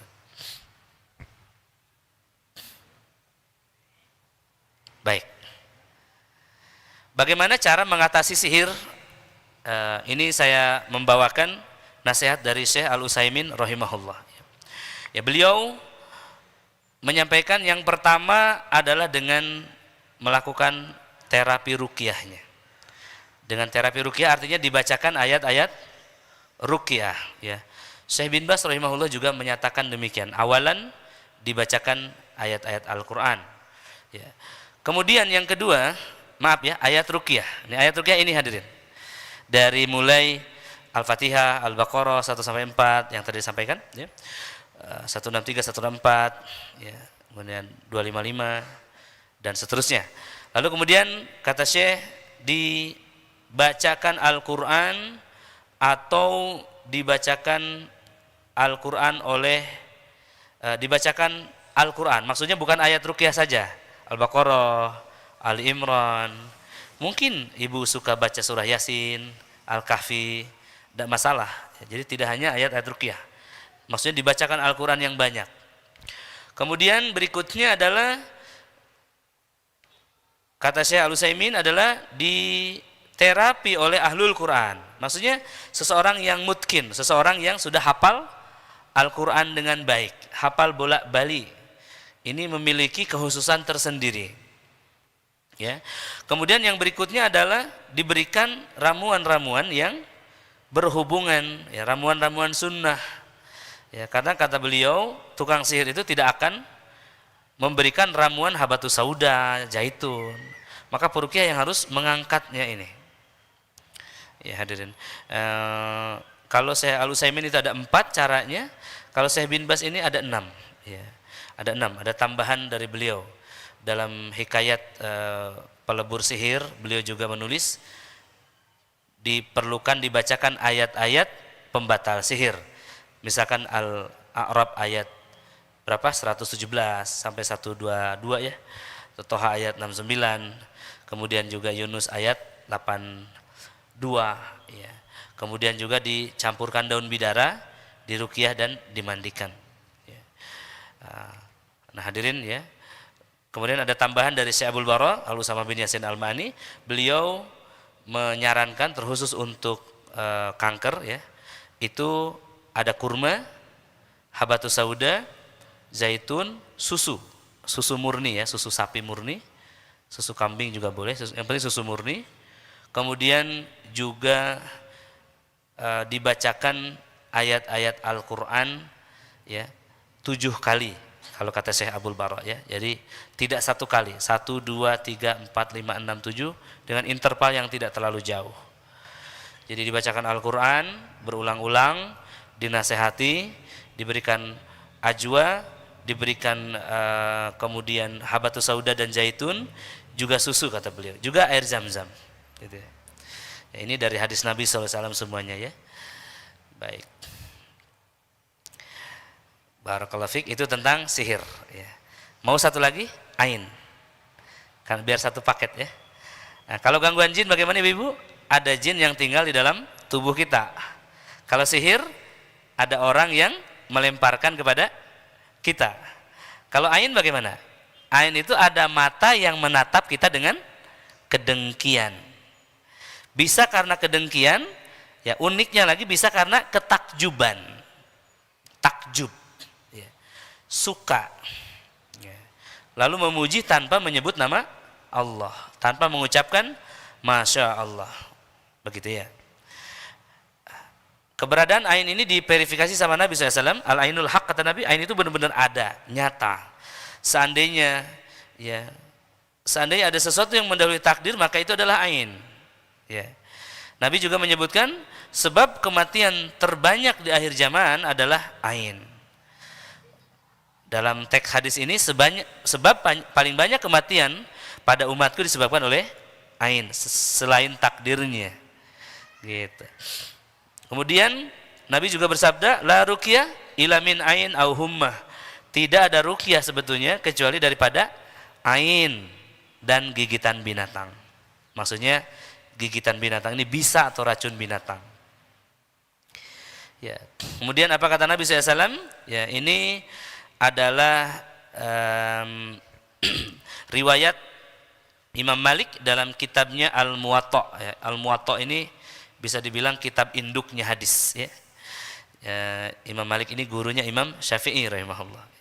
Beliau mengatakan bahwa ya ada namanya Sahal, ya, Abu Umamah bin Sahal. Jadi Abu Umamah ini ayahnya Sahal. Ya, maka Abu Umamah ini mengatakan dulu ayahku yaitu Sahal bin Hunayf ini sahabat ya, mandi di Al-Harar, lalu membuka jubahnya yang ia pakai, lalu ada seseorang bernama Amir bin Rabi'ah yang melihatnya, dan kemudian Amir itu memuji Sahal ini. Dia mengatakan, aku tidak pernah melihat kulit indah seperti yang kulihat pada hari ini. Ya, bahkan mengalahkan kulit wanita gadis. Jadi maksudnya kata Rabi'ah ini, aduhai kulitmu ini bagus sekali. Ini laki-laki dan laki-laki ya. Maka kemudian Sahal ini gemetar tubuhnya dan roboh. Maka sampailah kabar ini kepada Nabi, dan Nabi SAW mengatakan, kenapa seseorang menyakiti yang lainnya? Ya, hendak membunuh saudaranya. Ya. Maka kenapa engkau tidak mendoakan keberkahan? Jadi kenapa engkau memujinya tanpa memberkahinya? Jadi kalau memuji harus dengan keberkahan. Misalkan bagus sekali ya, barakallah. Nah, bagus sekali jilbabnya, barakallahu fiik. Itu. Kalau ibu lagi ngajarin anak sudah selesai hafalan Qur'annya, bagus sekali nak, barakallahu fiik. Jadi jangan memuji tanpa ada kalimat pujian kepada Allah. Karena sebetulnya menjadi baiknya sesuatu atau buruknya sesuatu itu ada kuasa Allah di situ. Kalau untuk diri sendiri, masya Allah. Kalau untuk orang lain, barakallah. Jangan ketukar juga. Bagus sekali laptopnya, masya Allah. Itu keliru. Kalau masya Allah untuk diri sendiri, nanti tidak berfungsi juga, ini anti ainnya. Begitu kata Syekh ya. Jadi kalau ibu menunjukkan bajunya, lihat bajuku bagus kan, masya Allah. Nah, itu nggak akan kenain. Kalau untuk orang lain, Pak, bagus sekali jaketnya, barakallah. Gitu ya. Ini diperintah Nabi hadirin ya. Ain itu benar adanya kata Nabi. Nah makanya fatwa Lajnah Daimah pun membenarkannya. Kemudian ain ada 5 jenisnya. Ada yang murni tadi dari nafsu, ada karena takjub, ada dari jin, ada hasad dan sihir. Dan cara menyembuhkannya bisa ruqyah, bisa diambilkan air wudu dan mandi, doa perlindungan, atsar dan kalimah thayyibah tadi. Baik, materinya kalau dipercepat cukup. Ya. Dari Sahal bin Hunayf ini kata Nabi berikutnya ya, berwudulah untuknya. Jadi orang yang menimpakan ain berwudu lalu kemudian dimandikan kepada yang orang yang menimpakan ain berwudu lalu dimandikan kepada korbannya. Barakallahu fikum Bapak Ibu sekalian, kalau dianggap cukup itu materi ruqyah kita cukup segitu aja. Karena waktu kita pun hanya 1,5 jam, ada tanya jawab dan ada terapi siang ini. Sore nanti kita lanjut lagi ya. Ada banyak materi hadirin yang perlu kita bawa pulang ya, kita praktekkan. Tanya jawab juga perlu lebih banyak dan lebih luas lagi. Dipersilahkan Bapak Ibu yang mau bertanya. Bapak dulu. Yes. Ya, selamat datang bagi yang baru bergabung ya, ahlan wa sahlan. Juga yang menyimak di rumah ya, kaum muslimin di YouTube dan di MQTV ya. Nanti bisa disiar ulang, disimak lagi ya di channel YouTube Darut Tauhid dan juga di MQTV. Ya, dipersilahkan.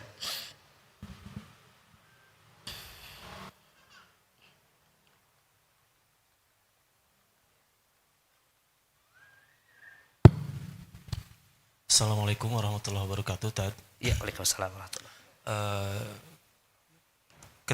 Jika melihat hadis yang tadi Suhail ya, Sahal. Sahal terkait ain, sebegitu cepatnya ain terlempar kepada Betul. Sahal begitu ya. Nah ini yang saya pertanyakan itu Tad, waktu ain itu memang sebegitu cepatnya ya Tad ya, atau memang butuh proses? Betul. Yang pertama itu, kemudian yang kedua, pelempar ain itu kan sulit ditemukan Tad ya. Kalau ditemukan seperti cerita tadi Sahal itu kan enak ya Tad ya. Kita langsung meminta air wudhunya. Cuman kalau pelemparnya itu mungkin nenek kita memuji cucunya atau tetangga kita itu agak sulit Tad. Ya. Itu gimana metodenya Tad? Baik. Terima kasih. Assalamualaikum warahmatullahi wabarakatuh. Assalamualaikum warahmatullahi wabarakatuh. Ya. Yang pertama, ain itu cepat lemparannya. Betul. Ain itu sihir yang tidak memerlukan ritual. Tidak memerlukan buhul. Bahkan tidak memerlukan setan. Ain yang murni itu. Maka obatnya pun adalah keridoan orang yang melakukannya itu. Islahnya dua jiwa ini.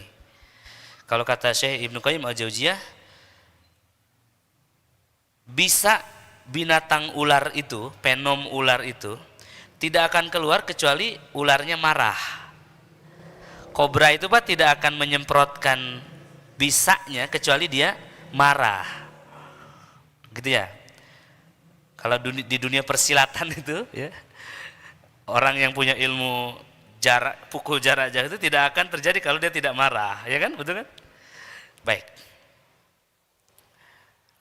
Lalu kemudian kata Syekh Ibnu Qayyim Al-Jauziyah, salah satu caranya menetralkan racun itu adalah dengan memotong kepala ular itu. Bapak digigit ular nih, ularnya lari, tangkap ularnya, potong lehernya Pak, maka ininya netral. Jadi jangan jadi bahan praktek ya, nanti resiko tanggung sendiri. Ini ilustrasi bahwa ketika orang pelakunya mati, efek ain itu sebetulnya harusnya telah lepas. Ya, tapi kajiannya ain itu tidak expired seperti sihir. Sihir itu ada expired sesuai order. Kalau ain tidak expired, tidak ada buhul. Makanya ain dikategorikan lebih berbahaya daripada sihir. Sebab sihir juga ain. Orang tidak akan menyihir kalau tidak melihat dan dengki. Gitu ya. Terus kemudian seberapa cepatkah? Bapak tatap saya. Bayangkan saya mantan Bapak. Mantan ya. Kita bertemu di satu tempat. Di samping Bapak ada istri Bapak. Nah, saya perempuan ceritanya nih. Bagaimana tuh? Seberapa cepat wajah Bapak memerah? Ya, begitu ketemu, tek, langsung memerah. Ini ilustrasi bahwa itu kenapa wajah Bapak memerah? Karena ada cinta yang membekas di jiwa. Ya, ain itu adalah kedengkian yang membekas di jiwa. Nah, dalam bahasa Sunda itu ada kata yang mewakili itu. Tatapan mata yang cecep. Cecep itu nggak bisa diterjemahkan. Cecep itu kedengkian yang luar biasa. Itu yang menimbulkan ain. Kalau ada jinasab dalam pelemparnya itu lebih kuat lagi karena ada syaitan. Maka berlakulah sihir. Perlu juga dibacakan ayat-ayat dalam menetralkannya. Bapak terima kasih. Ada satu? Yang kedua apa? Oh, bagaimana menemukan pelempar ainnya? Ini ujiannya Pak. Jadi kalau guru memberikan soal bersama kunci jawabannya, itu bukan ujian. Betul? Nah, jadi kalau sudah ketemu pelakunya dan sudah bertemu kulit, keringatnya, atsarnya, bekasnya, ainnya netral.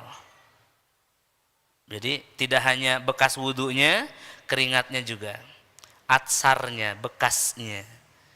Ya makanya diselewengkan ini, cari baju bekasnya katanya, itu keliru. Ya Syekh menyampaikan kalau pelakunya itu merokok, jangan minta bekas-bekasnya, karena bekasnya pun kotor dengan rokoknya. Apalagi kalau seseorang itu seorang pemabuk misalkan, jangan minta itu, tempuh cara lain. Bagaimana? Diruqyah. Diruqyah surah Al-Mulk itu ayat 34 ya. Ta'awudz untuk anti ainnya itu juga, dan ayat-ayat ruqyah. Jadi gimana caranya? Dicari. Dan tidak banyak Pak kasusnya. Saya menemukan baru kurang dari 10. Yang terakhir ini ain dari ibu kepada anaknya, yang menimbulkan tumor otak pada anaknya. Ini kasus ain pertama pada tumor otak yang saya temukan. Ya, macam-macam ya. Ada kasus ain dari seorang kakak kepada adiknya. Ini berpaut 3 tahun usianya, kakaknya 23, adiknya 19, 4 tahun. Jadi kakaknya ini iri karena adiknya sudah hafiz Quran, kakaknya baru 3 juz. Ya, dari pandangan itu terjadilah ain, adiknya gila. Ya. Ada lagi kena ain lewat video call, ya, lewat video call pun bisa kena. Jadi dia terjatuh ketika sepupunya di Sulawesi terhubung kepada dia dengan video call. Yang video call bukan sepupunya tapi saudaranya. Jadi ketika saudaranya melihat, terkena, jatuh. Banyak ya ain itu kasusnya, meledakkan kendaraan, membuat rumah terbakar, menghancurkan, penyakit-penyakit yang aneh, tidak terdeteksi, tidak ada reaksi, penyakit yang tidak ada perubahan ketika dibacakan Quran, banyak sekali. Dicari dengan doa, mohon kepada Allah petunjuk, bisa juga dengan diruqyah terus-menerus, dan di sana Allah berikan petunjuk. Silakan. Yes. Maaf ya.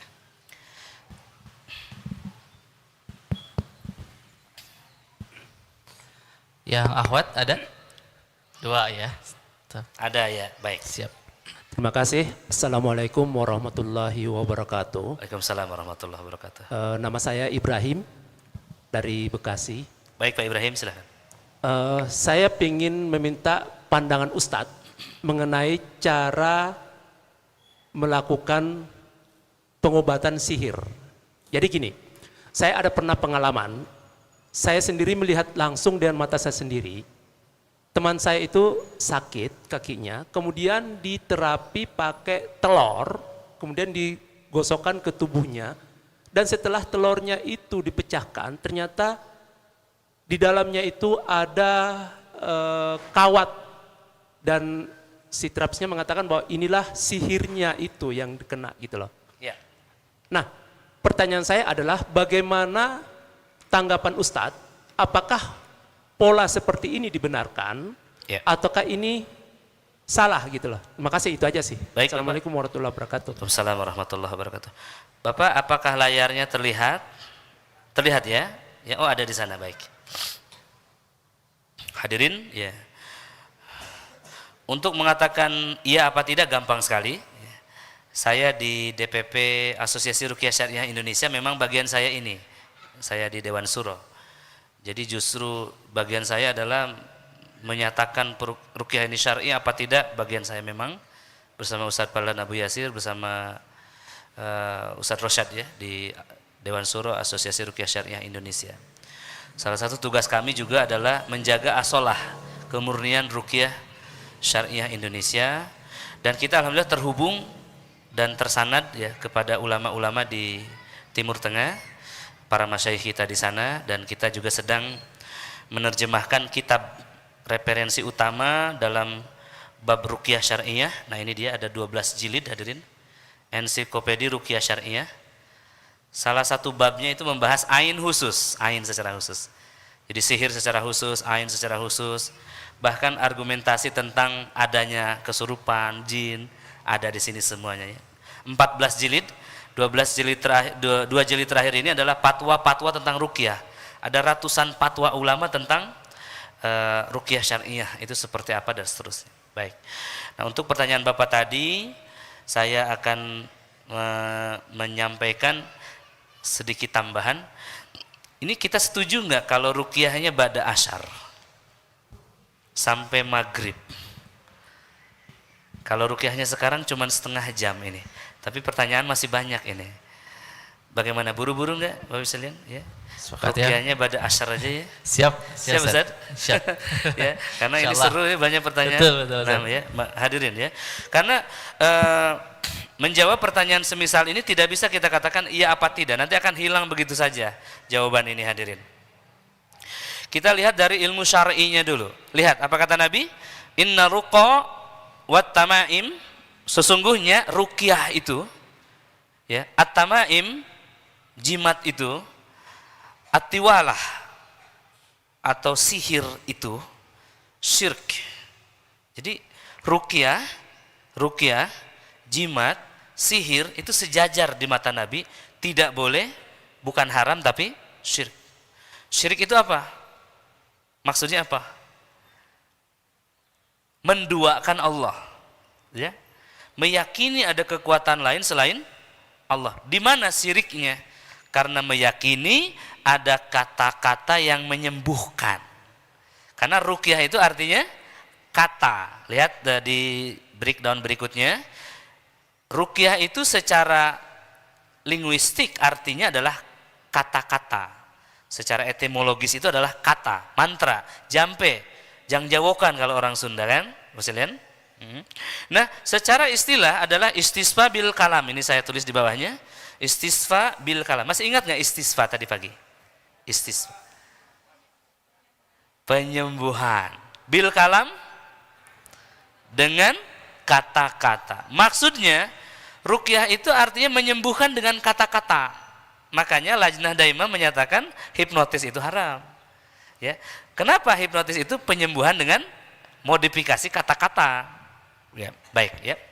Dan kemudian hadirin, ruqyah itu statusnya syirik dari dulu.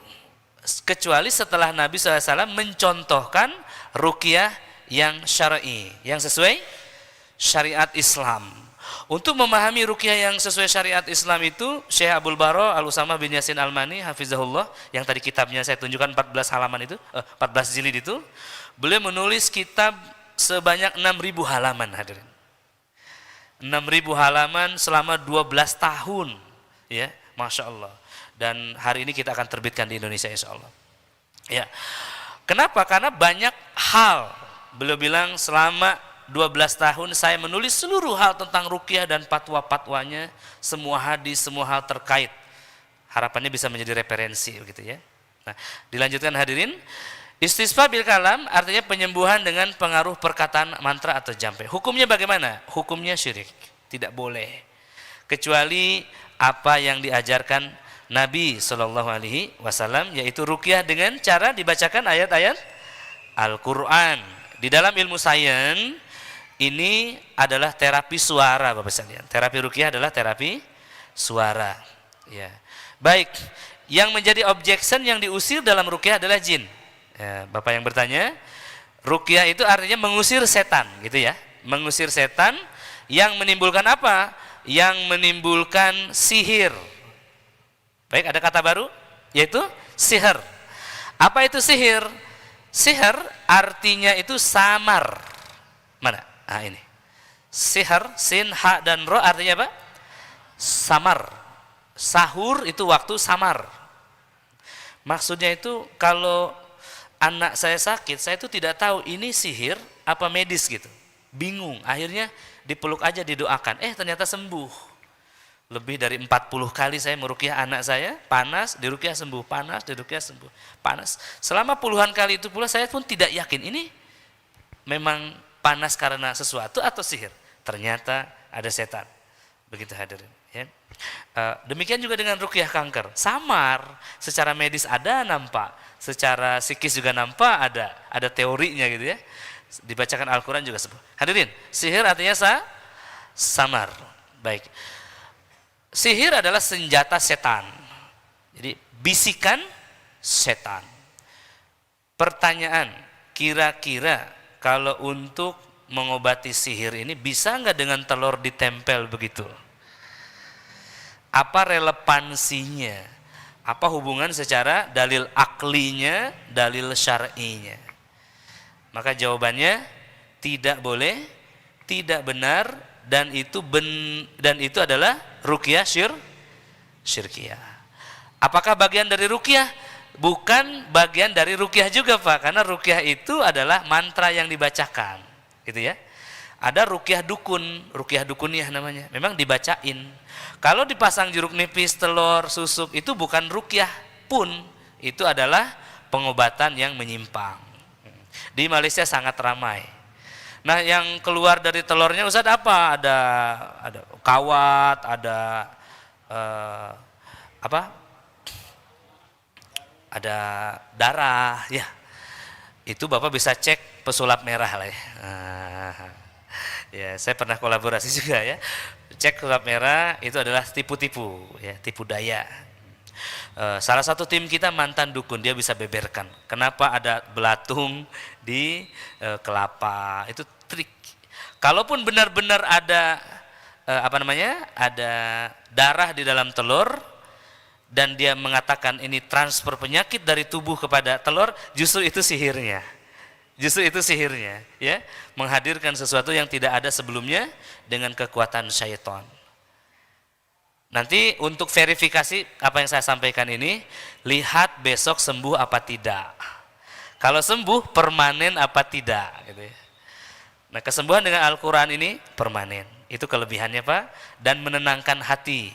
Nanti tidak hanya penyakit yang sembuh, akalnya terang, jiwanya nyaman, dan seperti tercabut dari akarnya, seluruh penyakitnya sembuh, gitu ya. Jadi ibu misalnya sakit mata nih di ruqyah, sembuh juga dadanya, sembuh juga telinganya, sembuh juga tengkuknya, jalan ringan, sehat.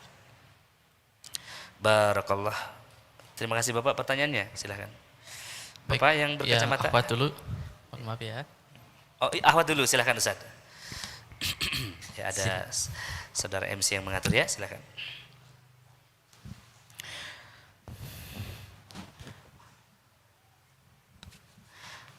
Ini tadi ruqyah syirkiyah enggak dibahas, memang belum dibahas ya. Kalau dibahas ini pertanyaan semisal tadi hilang, ada ciri-cirinya. Silakan Ibu. Assalamualaikum warahmatullahi wabarakatuh. Waalaikumsalam warahmatullahi wabarakatuh. Silakan. Ya, Ustadz izin bertanya terkait materi tentang sihir penghalang jodoh tadi. Saya sempat menyimak dari Ustadz materi tentang sihir penghalang jodoh, apa keterkaitannya sihir penghalang jodoh ini dengan jin nasab? Oke. Nah, maaf Ustadz, pertanyaan yang kedua. Ya. Mohon maaf, untuk yang pelempar ain, kemudian ada korban ain ini, apa ciri spesifik dari tubuhnya gitu? Untuk korban-korban ain ini, apakah ada gitu? Baik. Terima kasih. Ya, barakallah ya.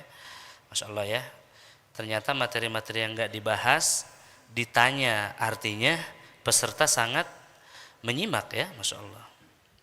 Masya Allah, jazakumullahu khairan. Tadi pertanyaan yang pertama, apa sih relasinya antara jin dan penghalang jodoh? Kenapa jin itu menghalang jodoh? Iya. Karena pertama jin itu ingin melanggengkan rumahnya. Jadi gini, ayah ibunya menyembah setan.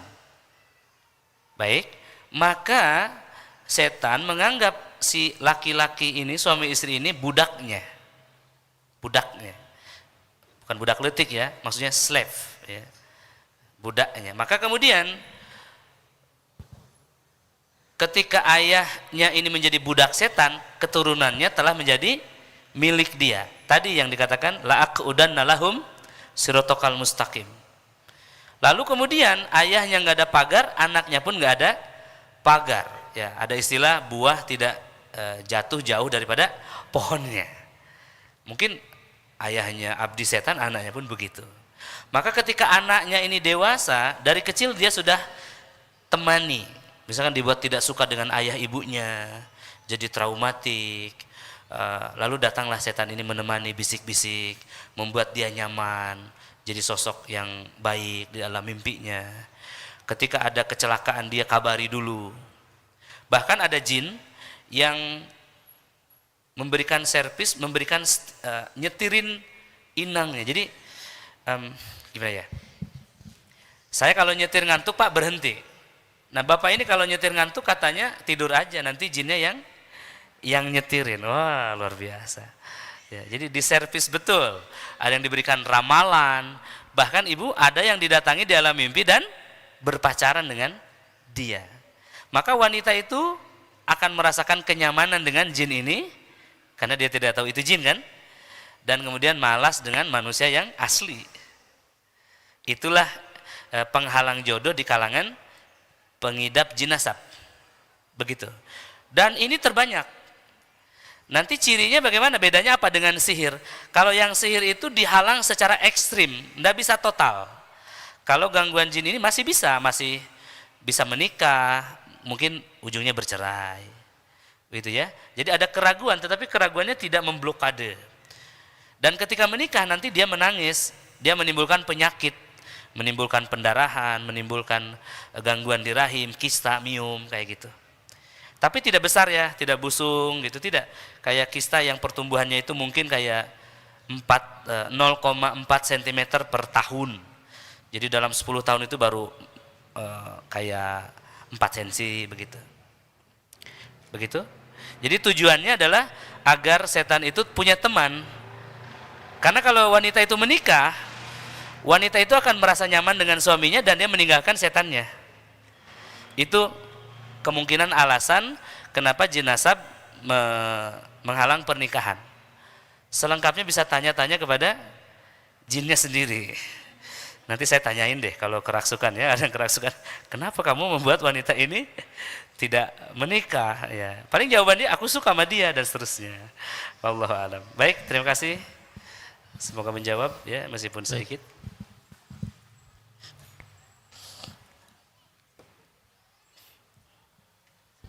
Bismillahirrahmanirrahim. Ustadz, Assalamualaikum warahmatullahi wabarakatuh. Waalaikumsalam. Saya ingin menanyakan tentang pengalaman saya sendiri.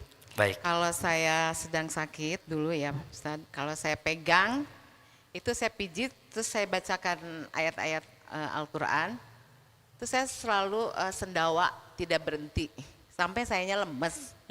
Nah terus sebetulnya kalau misalkan saya mau lanjut itu bisa sembuh gitu, dan alhamdulillah pernah nyobain sekali sembuh, tapi sayanya lemes dan sesudahnya badannya panas. Nah sekarang kalau mau diulang lagi saya khawatir, maksudnya capek, lemes, dan itu ada perasaan nggak usah dikerjain.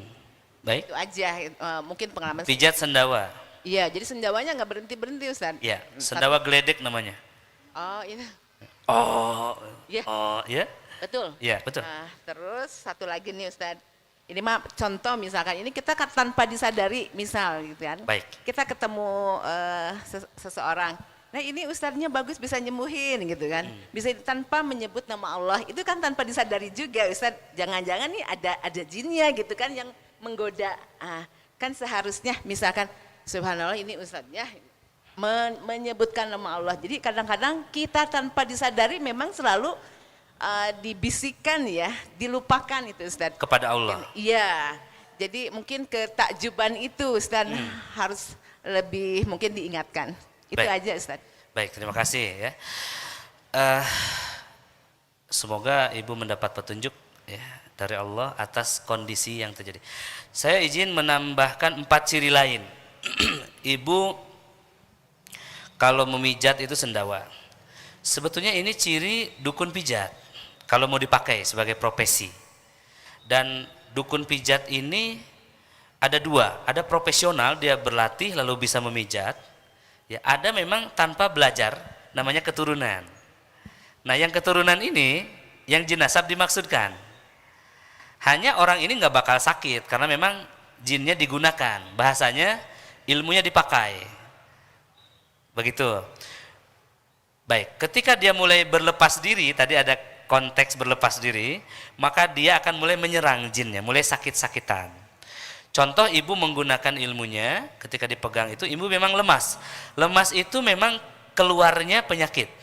Lemas itu keluarnya energi yang dibuat setan atau dari setan dalam tubuh. Sendawa itu juga keluarnya energi. Tapi ketika ibu memijat orang lain, ibu juga akan merasakan itu. Nanti boleh coba, iya betul kan? Nah, ya itulah dukun pijat sebetulnya, kalau dipakai. Kalau tidak dipakai berarti statusnya turun, dalam diri ibu ada jin nasab. Dan ibu nggak perlu khawatir, 80% penduduk Malaysia punya saka, namanya jin nasab. Indonesia adalah gurunya orang Malaysia dalam hal supranatural. Jadi lebih besar di Indonesia. Jadinya makanya banyak yang kanker, saraf kejepit, ya, tadi sakit lutut, sesek, asma. Baik. Lalu kemudian bagaimana ingin memastikan bahwa ini jin nasab, ibu ya? Nanti ada sakit, teman-teman yang lain juga yang ingin memastikan. Sakitnya ada 7 titik. Tadi saya sempat sebut: mata, telinga, tengkuk, kepala, sepanjang tulang belakang sampai tulang ekor termasuk pinggang, dada, termasuk paru, jantung, asma, lambung, GERD di dalam perut, dan 1 pada penyakit psikisnya. Itu 7 titik yang selalu sakit pada pengidap jin nasab, dan 7 titik itu hilang serta-merta ketika ruqyahnya berhasil. Yang kedua, ibu, orang yang memiliki jin nasab dalam hal pijat sendawa tadi, biasanya ada kemampuan meramal atau membaca peristiwa-peristiwa yang akan datang, atau ada firasat, ada petunjuk terhadap firasat-firasat yang akan datang. Jadi mimpinya jadi nyata, ya. Ada firasat-firasat. Bahkan ada satu kondisi, ibu misalkan berbicara dengan klien baru, dengan orang baru, ada yang membisikkan bahwa ini adalah jahat atau tidak akan menang, tidak akan berhasil.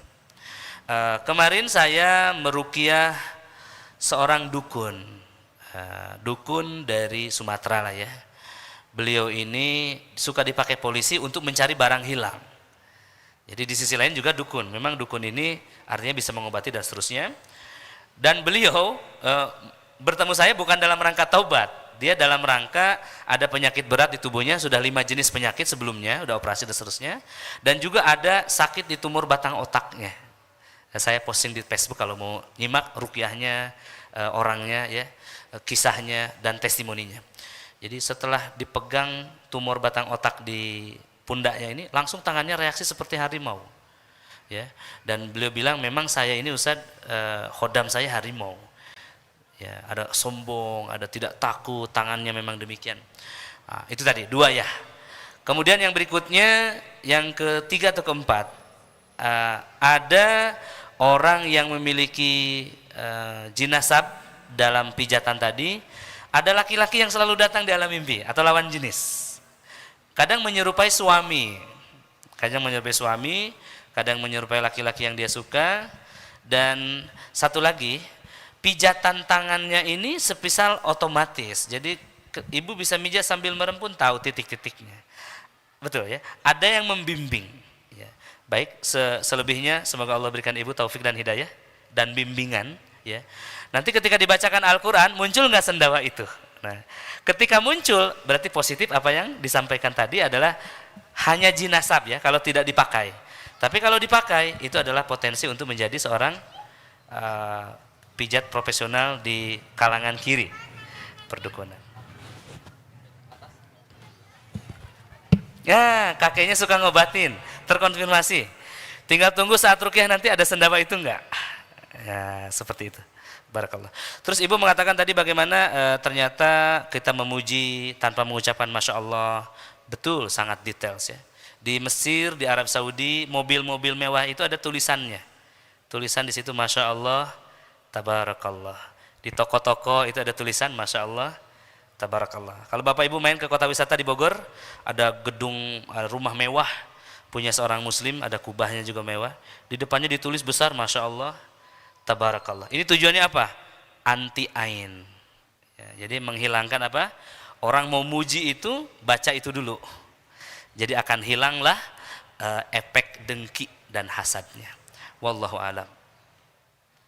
Terus Insyaallah masih ada banyak pertanyaan ya.